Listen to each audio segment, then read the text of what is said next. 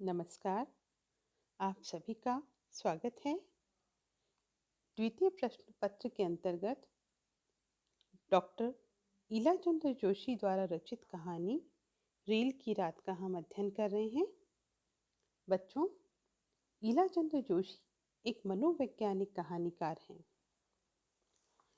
जोशी जी ने चेतन और अवचेतन जगत की अनेक गुत्थियों और कुंठाओं का उद्घाटन मानस के सूक्ष्म प्रेरक सूत्रों के माध्यम से किया है।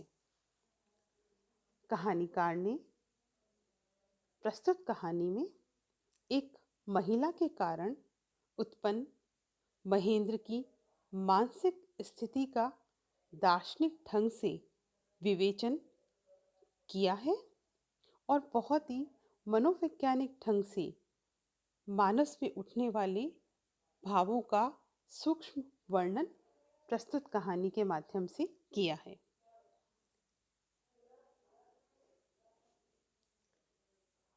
पिछले वीडियो में हम कहानी का अध्ययन कर रहे हैं। उसी क्रम में आगे देखिए। चश्माधारी सज्जन ने महेंद्र से कहा, आप भी किसी बेंच पर बिस्तर बिछाकर लेट जाइए। पर कोई बेंच खाली नहीं थी और न महेंद्र सोने के लिए ही उत्सुक था। आज की रेलवे यात्रा की चंद्रोज्वल रात्रि उसे चिर जागृत और चिर जीवित स्वप्न लोक में विचरण का अवसर दे रही थी। वह प्लेटफॉर्म पर टहलते हुए अपने अंतर्मन में नवोद्घाटित जीवन वैचित्र की चहल पहल देखकर विस्मित हो रहा था। उसे ऐसा अनुभव हो रहा था कि वह जीवन मधुरिमा से आज प्रथम बार परिचित हो रहा था। रेलवे लाइन के उस पार दिगत विस्तृत ज्योत्सना रात्रि अपने आवेश में स्वयं पुलकित हो रही थी और सामने काफी दूर पर दो रक्त रंजित गोलाकार प्रकाश चिन्ह आकाशदीप की तरह मानो आनंदोज्वल रंगीन जीवन का मार्ग उसके लिए इंगित कर रहे थे। रेलगाड़ी में होकर वह अनेक बार आया था और गया था और कितनी ही बार उसे रात समय स्टेशन पर गाड़ी के इंतजार में ठहरना पड़ा था। पर आज की इंद्रजालिक उल्लासपूर्ण अनुभूति उसके लिए एकदम नई थी। इस बार इंद्रजाल के उद्घाटन का श्रेय जिसको था, वह मायाविनी इस समय टीन की छत के नीचे छाना में बैठी हुई थी और अंधकार में उसकी आंखों के जादू का चलना बंद हो गया था। पर वहां पर मात्र उसका अस्तित्व ही महेंद्र की आत्मा में मायालोक की मोहकता का सृजन करने के लिए पर्याप्त था।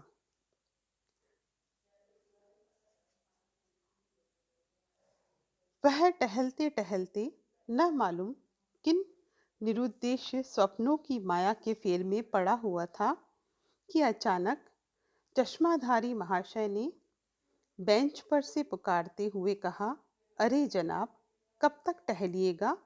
अगर लेटना नहीं चाहते तो यहाँ पर बैठ जाइए। नींद तो अब आएगी नहीं, इसलिए गाड़ी के आने तक गपशप ही करते हैं। महाशय जी पहले ही काफी सो चुके थे, इसलिए अब नींद नहीं आती थी। महेंद्र मुस्कुराता हुआ उनके पास अपने सूटकेस के ऊपर बैठ गया। महाशय जी ने कहा, आप दिल्ली में कहीं मुलाजिम हैं? जी नहीं। तब आप क्या करते हैं? आप खद्दर पहने हैं। क्या आप राजनीतिज्ञ हैं? पहले था, अब नहीं के बराबर हूँ। वह कैसे? इस प्रश्न के उत्तर में महेंद्र ने परम क्लांति का भाव दिखाते हुए कहा, अरे साहब, सुन के क्या कीजिएगा? व्यर्थ में आपके संस्कारों को आघात पहुंचेगा। इस चर्चा को हटाइए और किसी अच्छे विषय की चर्चा चलाइए। स्वभावतः चश्माधारी का कौतूहल बढ़ा। उन्होंने आग्रह के साथ कहा, फिर भी जरा सुने तो सही, आखिर कौन सी ऐसी बात हो गई। बच्चों, लेखक ने महेंद्र को होने वाली अनुभूति के बारे में यहाँ पर वर्णित किया है। महिला तो सामान्य ही थी, परंतु कहानीकार ने महेंद्र के भीतर उस महिला के कारण उत्पन्न अनुभूति को बहुत ही असाधारण रूप में प्रस्तुत किया है। महेंद्र की सुप्त स्मृतियां तिलमिला उठी थीं। कनखियों से उसने देखा, प्राय अंधकार में बैठी उस मायाविनी महिला का ध्यान उसी की ओर था। पल में उसके मानस चक्षुओं के आगे उसके सारे विगत जीवन की व्यर्थता के दुखद संस्मरणों की झांकी चित्रपट पर से क्रम से परिवर्तित होने वाले चित्रों की तरह भासमान होने लगी। भाव के आवेश में आकर उसने कहा, अच्छा तो सुनिए। 11 वर्ष से लेकर 30 वर्ष की अवस्था तक गांधी के सिद्धांतों के पीछे पागल होकर, भूखों रहकर, पग पग ठोकरें खाकर, समाज और परिवार की फटकारें सहकर, जीवन के सब सुखों को अपने ध्येय के लिए तिलांजलि देकर, राष्ट्रीय आदर्श को ब्रह्म तत्व से भी अधिक महत्व देकर, सच्ची लगन से अपनी सारी आत्मा को निमज्जित करके देश का काम किया। 3 बार काफी अवधि के लिए जेल में सड़ता रहा। बार बार पुलिस के डंडे सर पर पड़ते रहे। जमीन जायदाद कुर्क हो गई। माता पिता अपनी कपूत संतान के कारण तबाह होकर मानसिक और शारीरिक पीड़ा की पराकाष्ठा भोगकर चल बसे। पत्नी तड़प तड़प कर अपने भाग्य को कोसती हुई मर गई। फिर भी मैं राष्ट्र के कल्याण के परम ध्येय को स्त्री, परिवार, आत्मा और परमात्मा से बहुत ऊंचा मानता हुआ सच्ची लगन से काम करता रहा।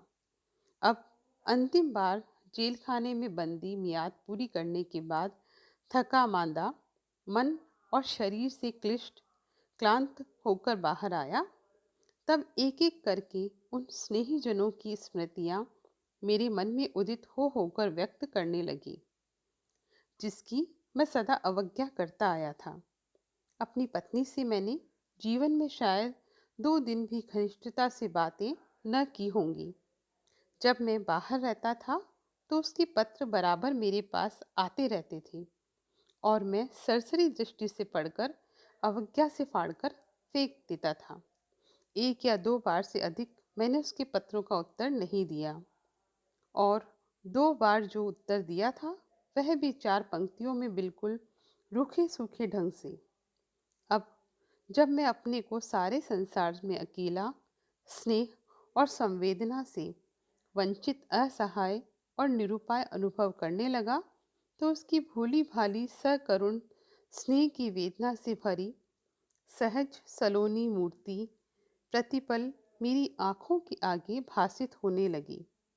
उसके पत्रों में सरल शब्दों में वर्णित कातर व्याकुलता के हाहाकार की पुकार मानो मेरी स्मृति के अतुल गहर में दीर्घ सुप्ति की घोर जड़ता के बाद अकस्मात जागृत होकर मेरे हृदय पर जलते हुए अंगारों के गोलों से आघात करने लगी।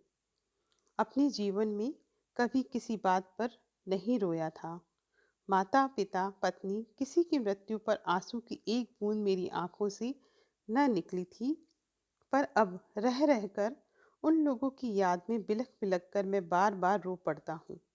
मेरी स्नेहशीला पति परायणा पत्नी की करुण पुण्य छवि उज्जवल नक्षत्र की तरह मेरी आंखों के आगे स्पष्ट भासमान होने लगी।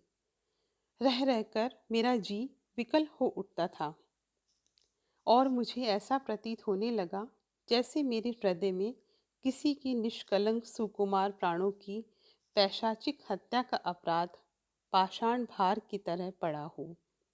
बहुत दिनों तक इस नृशंस अपराध की भयंकर अनुभूति का भूत मेरी आत्मा को अत्यंत निष्ठुरता से दबाता रहा।